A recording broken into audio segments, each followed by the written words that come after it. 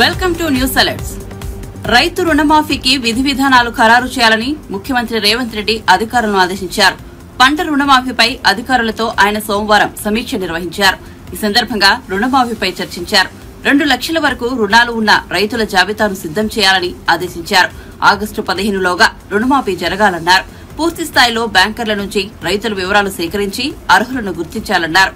Cut off date విషయంలో సమస్యలు తలెత్తకుండా జాగ్రత్తలు తీసుకోవాలన్నారు. కేవలం బ్యాంకుల నుంచే కాకుండా పీఎస్సీఎస్ నుంచి కూడా పంట రుణం తీసుకున్న రైతుల వివరాలు అందుబాటులో ఉండేలా చూడాలన్నారు. 2 లక్షల వరకు రుణమాఫీ చేయడానికి పూర్తిస్థాయి వివరాలతో పాటు అవసరమైన అంచనా వ్యయాన్ని రూపొందించాలని ఆదేశించారు. 15 ఆగస్టు నాటికి రైతు రుణమాఫీ చేస్తామని రేవంత్ రెడ్డి లోక్సభ ఎన్నికల సమయంలో హామీ ఇచ్చారు.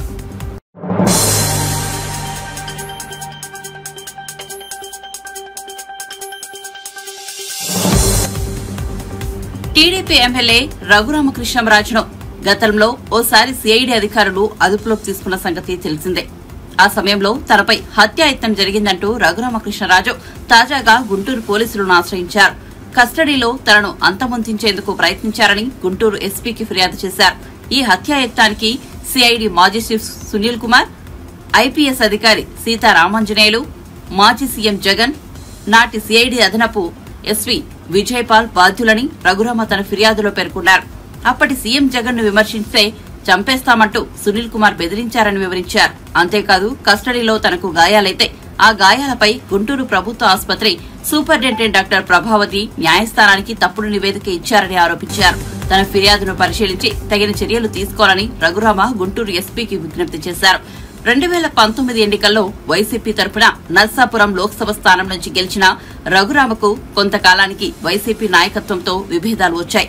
ఓ దశలో ఆయన సొంత నియోజకవర్గంలో ఉండలేక ఢిల్లీ వెళ్లిపోయారు. ఇటీవలే రాష్ట్రంలో అడుగుపెట్టిన రఘురామ టీడీపీలో చేరి ఉండి అసెంబ్లీ స్థానానికి పోటీ చేసి విజయం సాధించారు.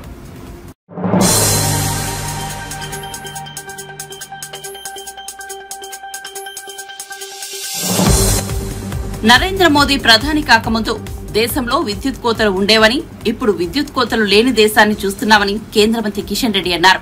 సోమవారం ఢిల్లీలో ఆయన మీడియాతో మాట్లాడుతూ ముఖ్యమైన శాఖల్లో పాత మంత్రులే కొనసాగుతున్నట్లు చెప్పారు. తెలంగాణ నుంచి 2 కీలక పదవులు వచ్చాయన్నారు. తనకు బొగ్గు గనుల శాఖను, బండి సంజయ్ కి హోంశాఖ సహాయ మంత్రిని కేటాయించారని తెలిపారు. దేశంలో విద్యుత్ ఉత్పత్తిలో బొగ్గుది కీలక పాత్ర అన్నారు. రాష్ట్రపతి భవన్ లో కేంద్ర మంత్రిగా ప్రమాణ స్వీకారం చేసిన కిషన్ రెడ్డికి బొగ్గు గనుల శాఖను కేటాయించారు.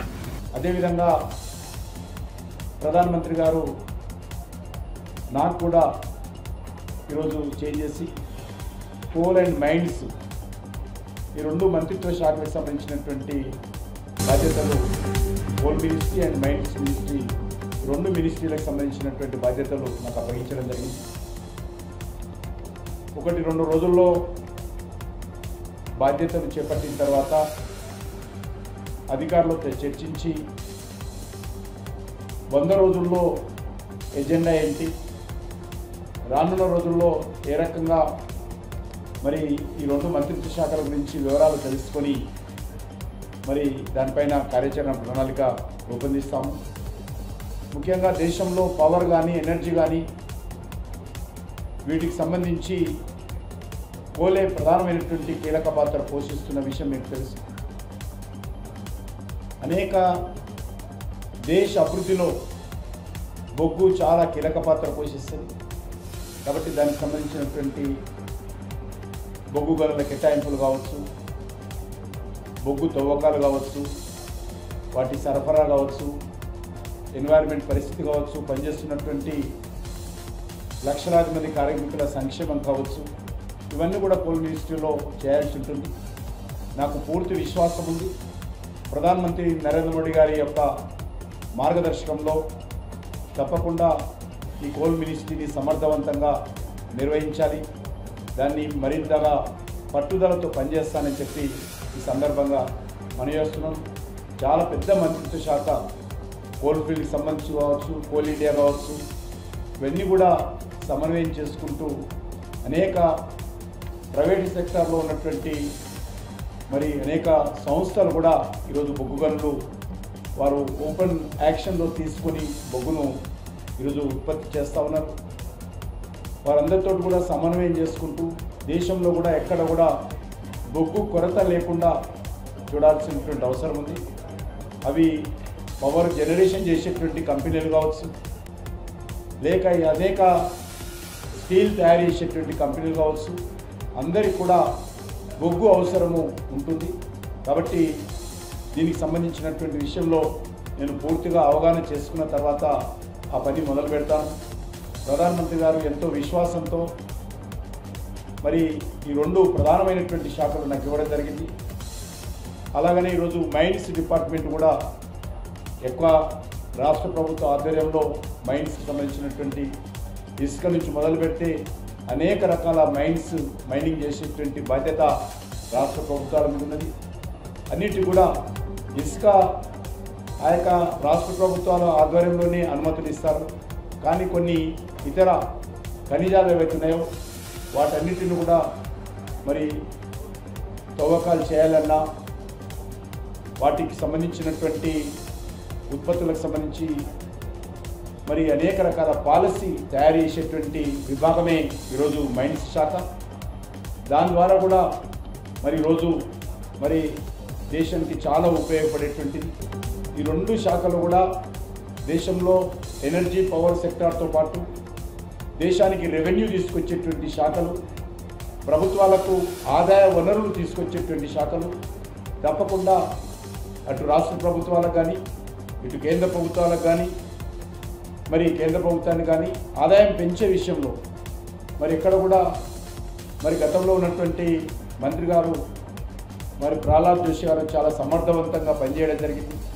మీకు అందరికీ తెలుసు, నరేంద్ర మోడీ గారు లేకముందు దేశంలో విద్యుత్ కోతలు ఉండేది.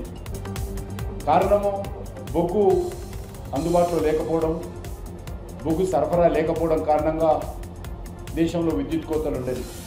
నరేంద్ర మోడీ గారు వచ్చిన తర్వాత చాలా పెద్ద ఎత్తున మరి ఈరోజు బొగ్గు ఉత్పత్తి చేయడం ద్వారా, కోల్ ప్రొడక్షన్ పెంచడం ద్వారా ఈరోజు విద్యుత్ కోతలు లేనటువంటి నూతన భారతాన్ని నరేంద్ర మోడీ గారు ఆవిష్కరించారు.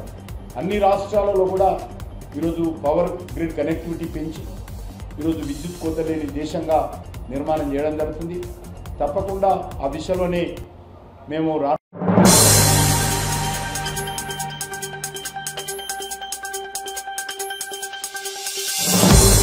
ఎన్నికల ఫలితాల అనంతరం ఏపీలో జరుగుతున్న ఘటనల పట్ల టీడీపీ జాతీయ అధికార ప్రతినిధి కొమ్మారెడ్డి పట్టాభిరామ్ స్పందించారు. రాష్ట్రంలో 5 ఏళ్ల కిందట వైసీపీనే హింసకు శ్రీకారం చుట్టిందని, ఆ హింస ఇంకా కొనసాగుతోందని అన్నారు. వైసీపీపై ప్రజాగ్రహం వెల్లువెత్తుతోందని తెలిపారు. గత ఎన్నికల్లో 151 సీట్లు గెలిచిన ఆ పార్టీని ఈసారి ప్రజలు 11 సీట్లకే పరిమితం చేశారని తెలిపారు. వారికి కనీసం ప్రతిపక్ష హోదా కూడా రాలేదని పట్టాభి పేర్కొన్నారు. కర్నూలు జిల్లాలో ఓ టీడీపీ కార్యకర్తను అందరూ చూస్తుండగానే దారుణంగా హత్య చేశారని వెల్లడించారు. ఎన్నికల్లో ఘోర పరాజయం పాలైనప్పటికీ వారు ఇంకా గుణపాఠం నేర్చుకోలేదని పట్టాభి విమర్శించారు. టీడీపీ ఎప్పటికీ హింసను ప్రోత్సహించదని, ప్రశాంత వాతావరణం నెలకొల్పేందుకు తమ పార్టీ కట్టుబడి ఉందని స్పష్టం చేశారు. రాష్ట్రంలో సైకోలుగా ముద్ర వేయించుకున్నటువంటి నాయకులందరూ కూడా సైకో జగన్మోహన్ రెడ్డి నేతృత్వంలో జిల్లాల వారీగా, నియోజకవర్గాల వారీగా పిల్ల సైకోలుగా ముద్ర వేయించుకున్నటువంటి నాయకులందరూ మీడియా ముందుకు వచ్చి నంగనాచుల్లాగా మాట్లాడుతూ ఉన్నారు. అసలు ఏ పాపం ఎరగనటువంటి వ్యక్తులుగా అత్యంత బుద్ధిమంతుల్లాగా మాట్లాడుతూ ఉంటే రాష్ట్ర ప్రజలందరూ కూడా ముక్కు నేలేసుకుంటా ఉన్నారు. ఓరు మీ దుంపదగా ఏం మాట్లాడుతూ ఉన్నారా, మీరు చేసినటువంటి పిచ్చి చేష్టలు ఏంటి, మీరు మాట్లాడుతున్నటువంటి మాటలు ఏంటని చెప్పి.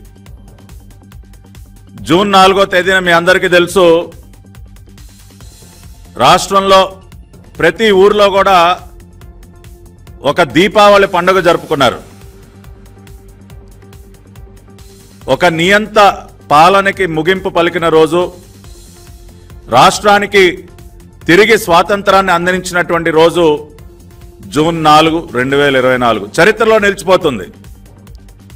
ఆ రోజున పెద్ద ఎత్తున ఉత్సవాలు, సంబరాలు జరుపుకున్నారు. ఈ రోజుకి కూడా ఆ పండుగ వాతావరణం ఆగలేదు. జూన్ 12 కోసం ఎదురు చూస్తూ ఉన్నారు. ఈ రోజున నారా చంద్రబాబు నాయుడు అనే నేను అన్న వాక్యాన్ని వినడం కోసం ఎన్నో రోజులుగా తప్పిస్తున్నటువంటి రాష్ట్ర ప్రజలు జూన్ 12 ఉదయం 11:27 నారా చంద్రబాబు నాయుడు అనే నేను అన్న వాక్యాన్ని వినబోతున్నారు.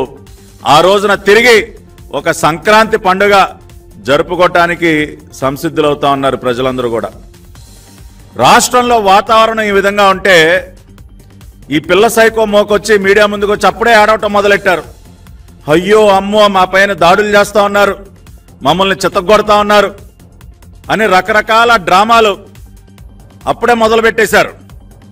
కానీ జరుగుతున్నటువంటి వాస్తవాలు ఏంటో ఒకసారి గమనిస్తే, నిన్న కర్నూలు జిల్లాలో బొమ్మిరెడ్డిపల్లిలో మా పార్టీ నాయకుడు గిరినాథ్ చౌదరి గారిని అత్యంత కిరాతకంగా నడి రోడ్డు మీద హత్య చేశారు వైసీపీ సైకో మోకలు. మాజీ ఎమ్మెల్యే కంగాటి శ్రీదేవి కుటుంబ సభ్యులు అనుచరులు మా పార్టీ నేత గిరినాథ్ చౌదరిని అత్యంత కిరాతకంగా నడి రోడ్డు పైన హత్య చేశారు. నిన్న 24 గంటలు కూడా అవలేదు. దీనికి ఏం చెప్తారు ఈ పిల్ల సైకోలు? ఇవాళ హింసని ప్రేరేపిస్తున్నది ఎవరు? హింసకి పాల్పడుతున్నది ఎవరు? గిరినాథ్ చౌదరిని చంపింది వైసీపీ పిల్ల సైకోలు, అవునా కాదా? ఇవాళ నంగనాచుల్లాగా మీడియా ముందుకు వచ్చి మాట్లాడుతున్నటువంటి ఆ గుడివాడ గుట్కా గారిని అడుగుతా ఉన్నా, ఎరా కొడాలి నాని, ఎవర్రా చంపింది? గిరినాథ్ చౌదరి అనే తెలుగుదేశం పార్టీ నాయకుడిని ఎవరు చంపింది? మీ పార్టీ సైకో మోకలు కాదా? ఏమయ్యా పేరుని నాని, ఏంటయా మాట్లాడుతా ఉన్నావు మీడియా ముందుకు వచ్చి? కౌంటింగ్కి 2 రోజుల ముందున నువ్వు వచ్చి మాట్లాడినటువంటి మాటలేంటి? గంటలు లెక్క పెట్టుకోండిరా, మీ సంగతి తేలుస్తాం. ఏది కౌంటింగ్కి 2 రోజుల ముందు? దాన్ని బట్టి అర్థం కావట్లేదా మీ వ్యవహార శైలి ఏంటో? ఒక పక్కన ఇటువంటి దారుణాలు చేస్తూ ప్రజలు మక్కిలెరగొట్టి మిమ్మల్ని మోకాళ్ళ మీద నుంచోబెట్టిన 11 సీట్లతో మిమ్మల్ని మోకాళ్ళ మీద నుంచోబెట్టారు ఈ రాష్ట్రంలో.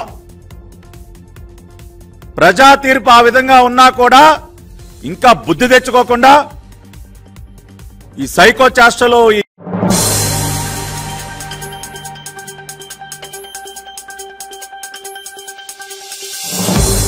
తెలంగాణ నుంచి నరేంద్ర మోదీ కేబినెట్ లో చోటు దక్కించుకున్న కిషన్ రెడ్డి, బండి సంజయ్లకు శాఖలను కేటాయించారు. సికింద్రాబాద్ నుంచి రెండోసారి ఎంపీగా గెలిచిన కిషన్ రెడ్డికి బొగ్గు గనుల శాఖను అప్పగించారు.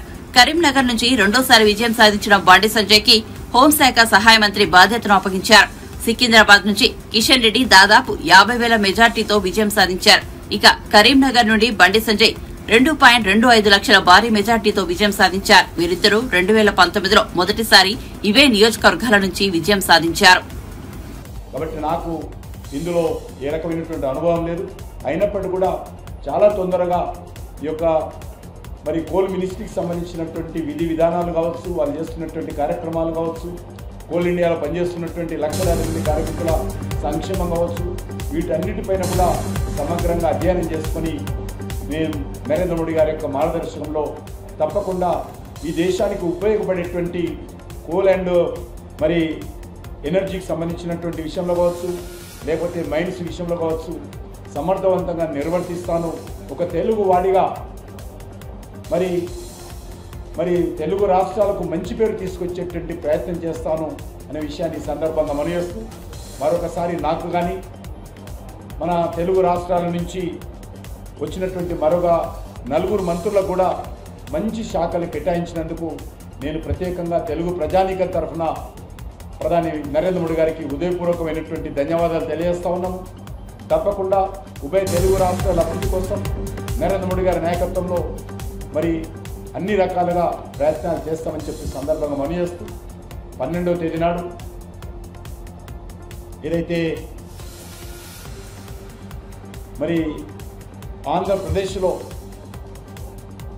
చంద్రబాబు నాయుడు గారు ఏదైతే వాళ్ళ మంత్రిత్వ శాఖలు మంత్రులు ఏదైతే ప్రమాణ స్వీకారం కార్యక్రమం ఉంటుందో దానికి భారత ప్రధానమంత్రి గారు కూడా మరి నరేంద్ర మోడీ గారు కూడా రాబోతున్నారు. కాబట్టి తప్పకుండా రానున్న రోజుల్లో ఉభయ తెలుగు రాష్ట్రాలు మరింత వేగవంతంగా, మరింత సమాంతరంగా ఇతర రాష్ట్రాలతో పోటీ పడే విధంగా భారతదేశం అభివృద్ధిలో కీలక పాత్ర పోషిస్తూ ఈ రెండు రాష్ట్రాల అభివృద్ధి కోసము కేంద్ర ప్రభుత్వము అన్ని రకాలుగా సహకారాలు అందిస్తుందని చెప్పి ఈ సందర్భంగా మనవి చేస్తూ మరొకసారి నా తరఫున, తెలుగు ప్రజల తరఫున ప్రత్యేకంగా ప్రధానమంత్రి గారికి ధన్యవాదాలు తెలియజేస్తా ఉన్నాను. ముఖ్యంగా రామ్మోహన్ నాయుడు గారికి సివిల్ ఏవియేషన్ మినిస్ట్రీ ఇవ్వడం, ఇటు హైదరాబాద్లో కానీ అదేవిధంగా విజయవాడ, రాజమండ్రి, కడప, అదేవిధంగా పుట్టపర్తి, విశాఖపట్నం ఎయిర్పోర్ట్లను సమర్థవంతంగా అభివృద్ధి చేయడం కావచ్చు. వరంగల్లో కూడా ఉన్నటువంటి పురాతనమైనటువంటి ఎయిర్పోర్ట్ పునరుద్ధరించే విషయంలో గతంలో కేసీఆర్ గారు పూర్తిగా నిర్లక్ష్యం చేయడం జరిగింది. తప్పకుండా ఇప్పుడైనా సరే ఆ యొక్క మన రాష్ట్రానికి సంబంధించి ఉభయ రాష్ట్రాలకు సంబంధించినటువంటి మంత్రి గారు వచ్చారు కాబట్టి తప్పకుండా తెలంగాణ ప్రభుత్వంతో మాట్లాడి వరంగల్లో కూడా ఎయిర్పోర్టు తొందరగా రావడం కోసము నా వంతు ప్రయత్నం కూడా నేను చేస్తానని చెప్పి ఈ సందర్భంగా మనయేస్తూ అనేక మంత్రిత్వ శాఖలు కూడా పూర్తిగా ఈ తెలుగు రాష్ట్రాలకు సంబంధించి అన్ని రకాలుగా సమన్వయం చేసుకుంటూ ఈ త్రిపుల్ ఆర్ రింగ్ రోడ్ కావచ్చు, రీజనల్ రింగ్ రోడ్ కావచ్చు, అనేక రకాల రైల్వే ప్రాజెక్టులు కావచ్చు, జాతీయ రహదారుల అభివృద్ధి విషయంలో కావచ్చు, ఇతర పరిశోధన సంస్థలు కావచ్చు, అన్నిటి పట్ల కూడా సమర్థవంతంగా ముందుకు తీసుకెళ్లేటువంటి ప్రయత్నం చేస్తానని చెప్పి నేను ఈ సందర్భంగా మనవి చేస్తూ సెలవు తీసుకుంటున్నాను. ఇప్పుడే కొద్దిగా మీలాంటి సలహా తీసుకొని ఎప్పుడు తీసుకోమని కనుక్కొని చేస్తాను.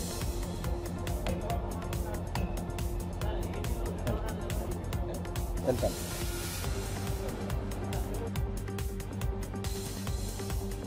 నిన్నటి రోజు భారత ప్రధానమంత్రి నరేంద్ర మోడీ గారు వారితో పాటు మిగతా క్యాబినెట్ మినిస్టర్స్, సహాయ మంత్రులందరూ కూడా ప్రమాణ స్వీకారం చేసిన విషయం మనకు తెలుసు.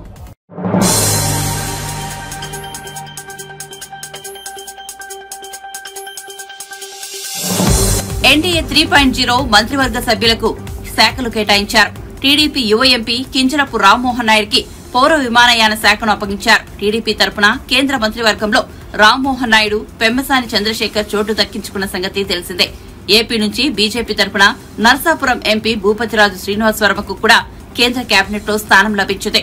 పెమ్మసాని చంద్రశేఖర్ కు గ్రామీణాభివృద్ది శాఖ సహాయ మంత్రి పదవి కేటాయించారు. శ్రీనివాస వర్మకు భారీ పరిశ్రమల శాఖ సహాయ మంత్రి పదవి లభించింది. క్యాబినెట్ మినిస్టర్గా నిన్న ప్రమాణ స్వీకారం చేసినటువంటి రామ్మోహన్ నాయుడు గారు సివిల్ ఏవియేషన్ పౌర విమానయాన శాఖగా వారు కేటాయింపు చేయడం జరిగింది వారికి. అదేవిధంగా సహాయ మంత్రిగా ప్రమాణ స్వీకారం చేసినటువంటి బండి సంజయ్ కుమార్ గారికి హోంశాఖ సహాయ మంత్రిగా వారికి శాఖ కేటాయింపు చేయడం జరిగింది. అదేవిధంగా చంద్రశేఖర్ గారు గుంటూరు నుంచి వచ్చినటువంటి వారికి గ్రామీణాభివృద్ధి అండ్ కమ్యూనికేషన్ మంత్రిత్వ శాఖలు వారికి సహాయ మంత్రిగా వారికి కేటాయింపడం జరిగింది. అదేవిధంగా శ్రీనివాస్ వర్మ గారు ఎవరైతే నర్సాపురం నుంచి పార్లమెంట్ సభ్యుడిగా గెలిచి నిన్న సహాయ మంత్రిగా బాధ్యతలు చేపట్టారో వారికి ఈరోజు భారీ పరిశ్రమలు, ఉక్కు శాఖ వారికి కేటాయించడం జరిగింది. అదేవిధంగా ప్రధానమంత్రి గారు నాకు కూడా ఈరోజు చేంజ్ చేసి కోల్ అండ్ మైన్స్ ఈ రెండు మంత్రిత్వ శాఖలకు సంబంధించినటువంటి బాధ్యతలు, coal ministry and mines ministry ఈ రెండు మినిస్ట్రీలకు సంబంధించినటువంటి బాధ్యతలు నాకు అప్పగించడం జరిగింది.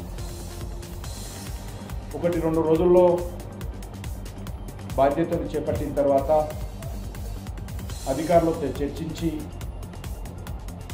100 రోజుల్లో ఎజెండా ఏంటి, రానున్న రోజుల్లో ఏ రకంగా మరి ఈ రెండు మంత్రిత్వ శాఖల గురించి వివరాలు తెలుసుకొని మరి దానిపైన కార్యాచరణ ప్రణాళిక రూపొందిస్తాము. ముఖ్యంగా దేశంలో పవర్ కానీ ఎనర్జీ కానీ వీటికి సంబంధించి కోలే ప్రధానమైనటువంటి కీలక పాత్ర పోషిస్తున్న విషయం మీకు తెలుసు. అనేక దేశ అభివృద్ధిలో బొగ్గు చాలా కీలక పాత్ర పోషిస్తుంది. కాబట్టి దానికి సంబంధించినటువంటి బొగ్గు గనుల కేటాయింపులు కావచ్చు, బొగ్గు తవ్వకాలు కావచ్చు, వాటి సరఫరా కావచ్చు, ఎన్వైరన్మెంట్ పరిస్థితి కావచ్చు, పనిచేస్తున్నటువంటి లక్షలాది మంది కార్మికుల సంక్షేమం కావచ్చు, ఇవన్నీ కూడా కోల్ మినిస్ట్రీలో చేయాల్సి ఉంటుంది. నాకు పూర్తి విశ్వాసం ఉంది.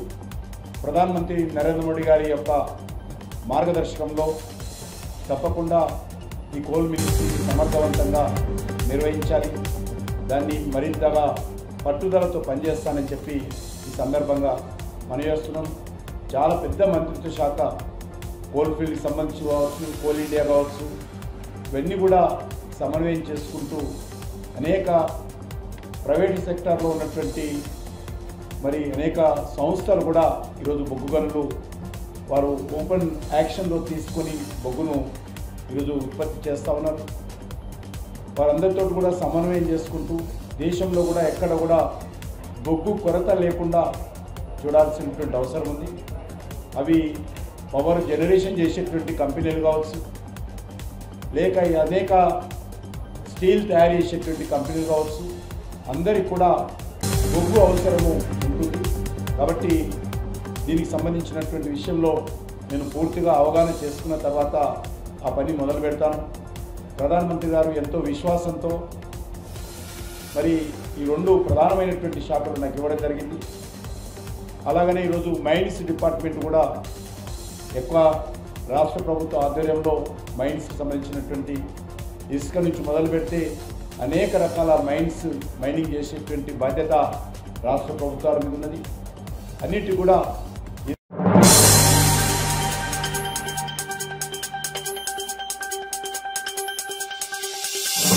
సార్వత్రిక ఎన్నికల ముందు టీడీపీని వీడి వైసీపీలో చేరి ఎన్నికల్లో సొంత తమ్ముడి చేతిలో ఘోరంగా ఓడిపోయిన విజయవాడ మాజీ ఎంపీ కేశినేని నాని రాజకీయాల నుంచి తప్పుకుంటున్నట్లు ప్రకటన చేశారు. ఇంతటితో తన రాజకీయ ప్రస్థానం ముగిసిందని వెల్లడించారు. అనేక అంశాలను వివిధ వైపుల నుంచి వచ్చిన ప్రతిస్పందనలను జాగ్రత్తగా గమనించడం మీదట ఇక రాజకీయాలకు స్వస్తి పలుకుతున్నానని తెలిపారు. 2 పర్యాయాలు విజయవాడ ఎంపీగా ప్రజలకు సేవ చేయడాన్ని తనకు దక్కిన గొప్ప గౌరవంగా భావిస్తారని కేశినేని నాని పేర్కొన్నారు. విజయవాడ ప్రజల స్థైర్యం, వారి దృఢ సంకల్పం నాకు స్ఫూర్తినిస్తాయి. వారి అంచనాలపైన మద్దతుకు నేను హృదయపూర్వకంగా కృతజ్ఞతలు తెలుపుకుంటున్నాను. నేను రాజకీయాల నుంచి తప్పుకుంటున్నప్పటికీ విజయవాడపై నా అంకితభావం బలంగానే ఉంటుంది. విజయవాడ అభివృద్ధికి నేను చేయగలిగినంత సాయం చేస్తూనే ఉంటాను. ఇప్పుడు నా జీవితంలో మరొక అధ్యాయం మొదలవుతోంది. ఎంతో విలువైన జ్ఞాపకాలను, అమూల్యమైన అనుభవాలను నాతో తీసుకెళ్తున్నాను. విజయవాడ అభివృద్ధి కోసం పరితపించే కొత్త ప్రజాప్రతినిధులకు నా శుభాకాంక్షలు. 10 ఏళ్ల పాటు సేవలు అందించే అవకాశాన్నిచ్చిన విజయవాడ ప్రజలకు మరొకసారి హృదయపూర్వక ధన్యవాదాలు తెలుపుకుంటుంటాను అంటూ కేశినేని నాని తన ప్రకటనలో పేర్కొన్నారు.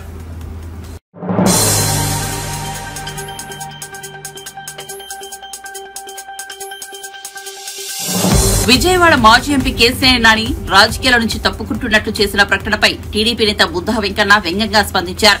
అయ్యా కేశినేని నాని, నువ్వు రాజకీయాల నుంచి తప్పుకోవడం కాదు, ప్రజలే నిన్ను తప్పించారంటూ సెటైర్ వేశారు.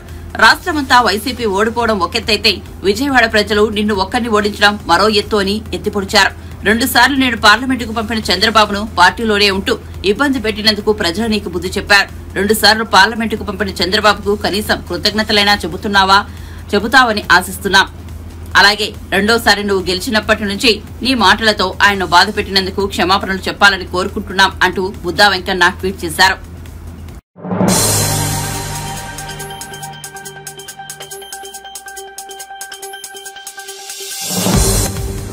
విశాఖ శారదాపీఠం అధిపతి స్వామి స్వరూపానందేంద్ర సరస్వతి మీడియా ముందుకు వచ్చి తాము రాజకీయాలకు దూరమని, తాము ఏ ప్రభుత్వంలోనూ తల దూర్చబోమని చెప్పారు. 4 ఏళ్ల తర్వాత ఇవాళే మీడియా ముందుకు వచ్చారని వెల్లడించారు. అయితే స్వరూపానంద వ్యాఖ్యలపై ఏపీ సాధు పరిషత్ నేత శ్రీనివాసానంద సరస్వతి నిప్పులు చెరిగేలా స్పందించారు. పవిత్రమైనటువంటి ఆ పవిత్రతని నాశనం చేసేటప్పుడు ఈ విశాఖ శారదాపీఠ అధిపతి స్వరూపానంద గారు మీరు ఏమయ్యారో, మీరు హిందూ ధర్మం కోసం కట్టుబడి ఉన్నామని చెప్పడానికి సిగ్గుపడాలి. మీలాంటి వాళ్ళు కాషాయం కట్టుకున్నందుకు హిందువులందరూ కూడా సిగ్గుపడుతున్నారు. స్వామీజీలు మేము ఎలాగా బాధపడుతున్నాం. యోగ్యత లేని వ్యక్తులు, అర్హత లేనటువంటి వ్యక్తులు కాషాయం ఒక ధర్మానికి ప్రతిరూపమని, నా ప్రజయ నా ధనేన త్యాగే నైకో అమృతత్వ మానసు ఉపనిషత్తులు ఈ కాషాయాన్ని గౌరవిస్తూ శ్లాఘిస్తూ ఉన్నాయి. త్యాగానికి ప్రతిరూపం కాషాయం. ధర్మాన్ని రక్షించే ఒక ప్రతిరూపంగా కాషాయాన్ని మనకు ఋషులు అందించారు. అటువంటి ధర్మాన్ని రక్షిస్తాము, హిందూ సనాతన ధర్మ వైభవాన్ని కాపాడుతాము. మా ఋషి పరంపర, మా ఆలయాలు, మా గోవులు, దేవస్థానాలు, దేవాలయ భూములు ఇవన్నీ కూడా సనాతన ధర్మంలోకి వస్తాయి. వీటన్నిటికీ కూడా ప్రతినిధులుగా కాషాయం కట్టుకున్నటువంటి స్వామీజీలు ఆశ్రమాలు పెట్టుకొని ఉండాల్సినటువంటి తరుణంలో ఈ కాషాయానికి సిగ్గు తెచ్చిపెట్టారు మీరు. కాషాయం అంటే హిందూ సమాజం చేదరించుకునేటట్లుగా. అంటే ఇలాంటి వాళ్ళు కూడా స్వామీజీలేనా? వీళ్ళకి ధనార్జన తప్ప ధర్మం పట్టదా? హిందుత్వానికి ఇన్ని కష్టాలు వచ్చేటప్పుడు రోజుకొక దాడులు దేవాలయం మీద జరుగుతూ ఉంటే జగన్మోహన్ రెడ్డి గారి పాలనలో దాదాపుగా 400కు పైగా ఆలయాల మీద, దేవతా విగ్రహాల మీద, దేవాలయ భూముల మీద, అర్చకుల మీద, బ్రాహ్మణుల మీద, పురోహితుల మీద, ఆశ్రమాల మీద, చిత్తూరులో స్వామీజీని అక్కడ భూములు వైకాపా నాయకులు భూదందాలు చేసి అచ్యుతానంద స్వామి గారిని రాత్రి చంపేశారండి. ఏం స్వరూపానంద, ఎక్కడికి పోయావు నువ్వు? ఇలాంటి కాషాయ స్వామీజీల మీద హత్యలు చేస్తే ఆ రోజు మీ నోరేమైంది? ఆ రోజు నీ పీఠం ఏమైంది? ఆ రోజు ఎక్కడికి పోయావు నువ్వు? ఒక స్వామీజీని వైకాపా ప్రభుత్వంలో, ఈ ప్రభుత్వ హయాంలో పక్కా ప్లాన్తో స్వామిని అత్యంత దారుణంగా చంపేస్తే ఒక్క ప్రెస్ మీట్ పెట్టావు నువ్వు? సిగ్గు లేనటువంటి కాషాయం ముసుగు వేసుకొని ఇంకా నాటకాలు ఆడుతావా? ఇదని పీఠం తాలూకా ధర్మం. రామతీర్థం మీ విశాఖ శారదా పీఠానికి ఎంత దూరంలో ఉందాయా? రామతీర్థంలో రాముడికి శిరస్సు ఖండిస్తే, పీక తొలగించేస్తే కోట్లాది మంది దేశాల్లో హిందువులందరూ రామభక్తులు కన్నీరు పెడితే నువ్వు కరిగావా? నీది ఒక పీఠం, నువ్వు ఒక స్వామివి, నువ్వు ఒక కాషాయ బట్టలు, కాషాయ దండాలు, కాషాయ అంబరదారులు. సిగ్గు లేదయ్యా? శ్రీరంగ నీతి చెప్తావు ఇప్పుడు అంటే ఇప్పుడు నీకు భయం వచ్చేసింది. ఇప్పటికే నీకు హిందువులందరూ కూడా ఛేదరించుకొని ఈయన హిందూ ధర్మానికి ద్రోహి, హిందుత్వాన్ని మంట కలుపుతున్నాడు ఈయన స్వామి కాదు, ఈయన ఒక వ్యాపారస్తుడుగా, ఒక భూ కబ్జాదారుడుగా, ఒక సెటిల్మెంట్ చేసుకునేటటువంటి ఒక దీనమైన స్థితిలో ఉన్నాడని హిందూ సమాజం చేదరించుకొని పిలవడం మానేసింది. ఎక్కడికి కూడా ఏ కార్యక్రమాలకి ఆ పీఠాన్ని చూస్తే ప్రతి హిందువుడు కూడా పీఠాన్ని చూసి అందరూ కూడా ఉమ్మి వేసేస్తూ ఉన్నారు. నువ్వు చేస్తున్నటువంటి